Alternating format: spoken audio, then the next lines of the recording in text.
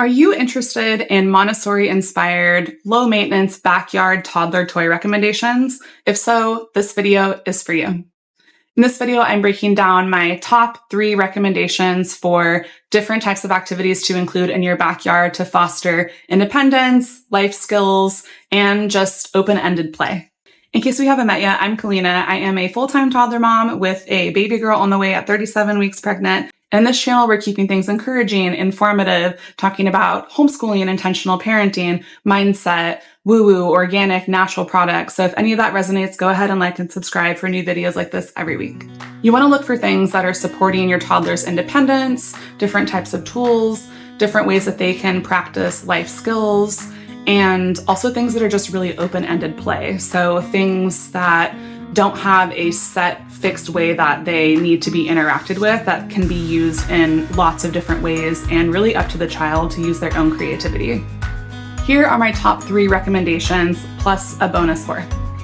Number 1 is just a simple gardening spot. We're talking about a garden bed or even a giant bin from Home Depot that has some soil or some sand in it, along with some child-sized gardening tools like a shovel, a watering can, a rake, and maybe some containers. I also recommend throwing in maybe just some rocks of some different shapes and sizes for some built-in nature, sensory play, and also some sorting, counting, and pattern recognition as well.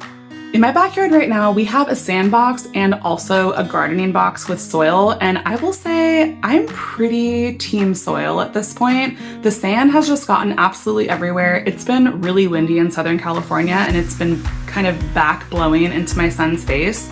So I think when we're ready to move in a couple days and we are thinking about our next backyard setup, I think I'm just gonna go for soil. It's the same functionality. They can dig in it, they can put it in containers, they can use it for pouring and filling, and then you can actually plant seeds in it and grow things as well. My recommendation number 2 is a simple mud kitchen. When I say mud kitchen, I know that what might come to mind is some $300 bespoke wooden Etsy elaborate put together mud kitchen that has all the bells and whistles and all these doors and pretend Bunsen burners.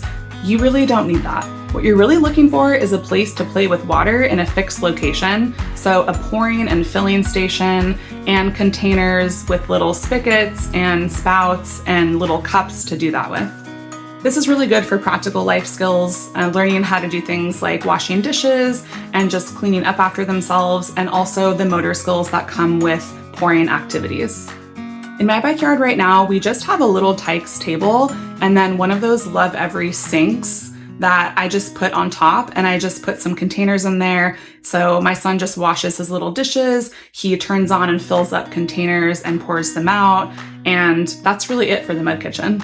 Recommendation number 3 is just something to climb. This can also be really simple. In my backyard, we have a really short retaining wall, so it's like a built-in balance beam. If you don't have one of those, you can just buy a 2x4 at Home Depot and throw it in the backyard.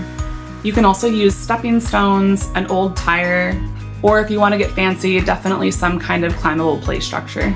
This is great for gross motor skills and just giving them an opportunity to learn how to balance and use their body.